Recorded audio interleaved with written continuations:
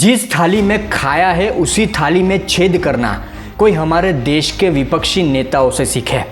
अब ये बात मैं क्यों कह रहा हूँ, क्योंकि हमारे देश का विपक्ष जो हमारे देश, हमारे सुंदर प्यारे भारत को आग में धकेलना चाहता है। हमारे देश के विपक्षी नेता बिना सोचे समझे बांग्लादेश की परिस्थिति को लेकर इस तरह के बयान दे रहे हैं कि हमारे देश में बहुत बड़ा नुकसान हो, हमारे देश में आग लगे। इनकी राजनीति, इनकी सोच इतनी हद तक नीचे गिर चुकी है कि ये लोग ये नहीं समझते कि अगर बांग्लादेश जैसी स्थिति हमारे देश में पैदा हो गई तो हमारे देश का हाल क्या होगा, हमारे देश के लोगों का हाल क्या होगा। और इस तरह की घटिया राजनीति करने में सबसे अव्वल है हमारे देश के कांग्रेसी नेता, जो हमारे देश को आग के हवाले करना चाहते हैं।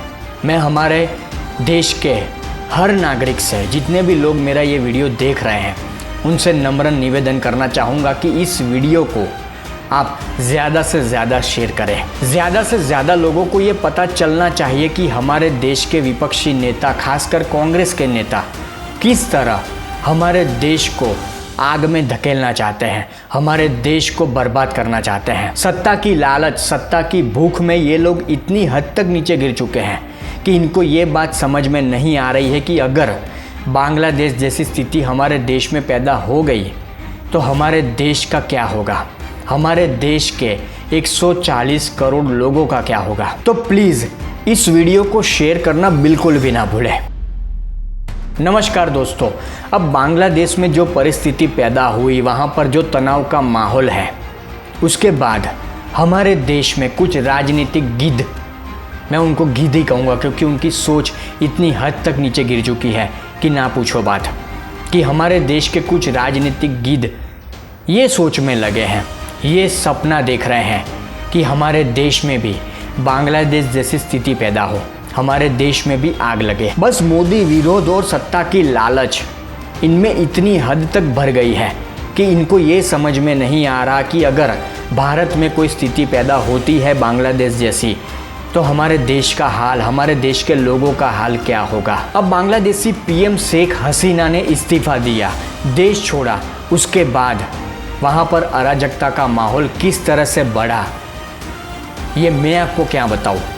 आपने सोशल मीडिया के माध्यम से, टीवी मीडिया के माध्यम से देखा ही होगा, खासकर वहाँ पर हिंदुओं पर हमले की घटनाएं लगातार कितनी बढ़ गई, ये आप सबने देखा ही होगा। तो हमारे देश के राजनीतिक गिद्ध, कांग्रेसी नेता, विपक्षी नेता भी ये उम्मीद में है, ये सोच में है, ये सपना वो देख रहे हैं कि हमारे देश में भी ऐसा कुछ हो। मोदी विरोध के चक्कर में, सत्ता की लालच के चक्कर में ये लोग ये उम्मीद लगाए बैठे हैं, ये सपना वो देख रहे हैं कि जिस तरह शेख हसीना के आवास पर बांग्लादेश में भीड़ ने हमला किया, लूटपाट मचाई, वैसा ही कुछ हमारे देश में पीएम आवास पर हो। अब कांग्रेस के एक नेता है मणिशंकर अय्यर, ये कई बार विवादित बयान देते हैं, ये रहते भारत में है, खाते भारत का है, पर भारत में ही आग लगाने का सपना देखते हैं। ये बांग्लादेश में जो स्थिति है उसकी तुलना भारत से करते हैं।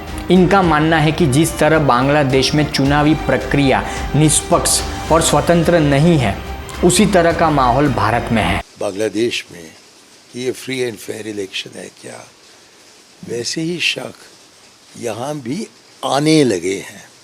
वहाँ तो उभर गए हैं, लेकिन यहाँ भी वो शुरू हो गए हैं। अब मणिशंकर अय्यर की सोच आप देखिए, कांग्रेस के बड़े नेता ये माने जाते हैं, वरिष्ठ नेता है, पर इनकी सोच आप देखिए। ये बांग्लादेश और भारत की तुलना करते हैं, चुनावी प्रक्रिया को लेकर सवाल उठाते हैं, पर ये वो नहीं बताते जो इनके नेता राहुल गांधी करते हैं। अब लोकसभा चुनाव 2024 के नतीजे सामने आए, 200 से ज़्यादा सीटें विपक्षी गठबंधन इंडिया अलायंस को मिली, तो सबसे ज़्यादा कौन उछल रहा था, सबसे ज़्यादा कौन उछल रहा था, सबसे ज़्यादा इनके ही नेता राहुल गांधी उछल रहे थे, जैसे इन्होंने देश में सरकार बना ली हो। और ये मणिशंकर अय्यर साहब चुनावी प्रक्रिया पर सवाल उठाते हैं।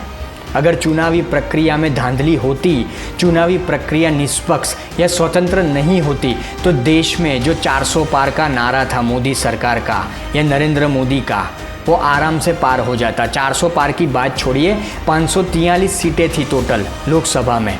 तो अगर चुनावी प्रक्रिया में धांधली हो सकती तो वो हो जाती। 500 से ज़्यादा सीट बीजेपी एनडीए गठबंधन जीत लेता। पर आगे वीडियो में मैंने कहा उस तरह मोदी विरोध और सत्ता की लालच इस तरह से बढ़ गई है, इसके नशे में इस तरह से ये लोग चूर हो चुके हैं कि इनको खुद को ही समझ में नहीं आ रहा कि ये क्या बोल रहे हैं। बस किसी ना किसी मुद्दे पर देश की जनता को भ्रमित करना, देश की जनता को भड़काना, ये इनकी रोज की आदत हो चुकी है। और विपक्षी नेताओं की, कांग्रेसी नेताओं की घटिया राजनीति यहाँ पर ख़त्म नहीं होती है। और एक कांग्रेसी नेता है सज्जन वर्मा, ये कहते हैं कि वो दिन दूर नहीं है जब लोग शेख हसीना की तरह पीएम मोदी के सरकारी आवास पर धावा बोलेंगे। उनका तो ये भी कहना है कि पहले जैसे श्रीलंका में जनता अपने प्रधानमंत्री के आवास में घुस गई, फिर बांग्लादेश में अब भारत का नंबर है। शर्म आनी चाहिए इन कांग्रेसी नेताओं को। अभी श्रीलंका में हुआ, पहले श्रीलंका में जनता प्रधानमंत्री के घर में घुसी, अब बांग्लादेश में घुसी, अब भारत का नंबर है। फिर कांग्रेस के एक वरिष्ठ नेता है, जाने माने नेता है, इनकी आप सोच देखिए, सलमान खुर्शीद, जो एक कार्यक्रम में थे, एक पुस्तक विमोचन समारोह में थे।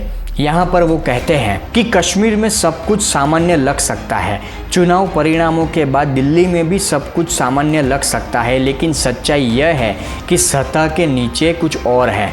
बांग्लादेश में जो हो रहा है वह यहाँ भी हो सकता है। कांग्रेसी नेताओं के इस तरह के बयान न केवल बेचैन करने वाले हैं बल्कि डराने वाले हैं।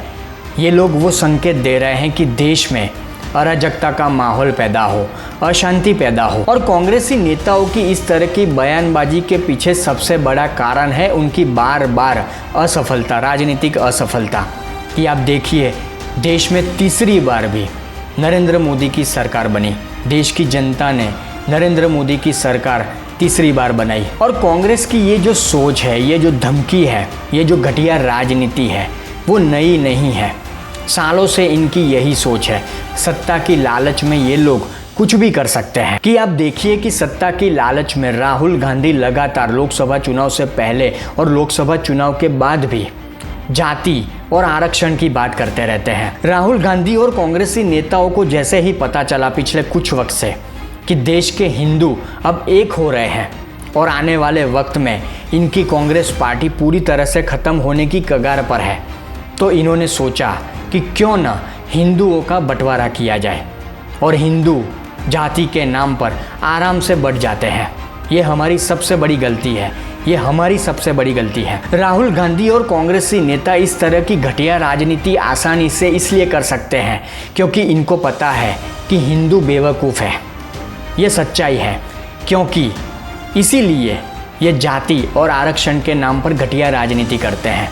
इनको पता है कि एक थोड़ी सी बात जाति और आरक्षण के नाम पर कर दी, लोगों को भड़का दिया थोड़ा, तो आराम से हिंदू में दरार पड़ जाएगी। हिंदुओं का जो संगठन है, हिंदू पब्लिक एक हो रही है, तो वो जाति और आरक्षण के नाम पर आसानी से अलग हो जाएगी, एक दूसरे का गला काटेगी। और ये घटिया राजनीति इनको सत्ता तक पहुंचाएगी, ये इनको पता है। और यही घटिया राजनीति में ये लोग लगे हैं।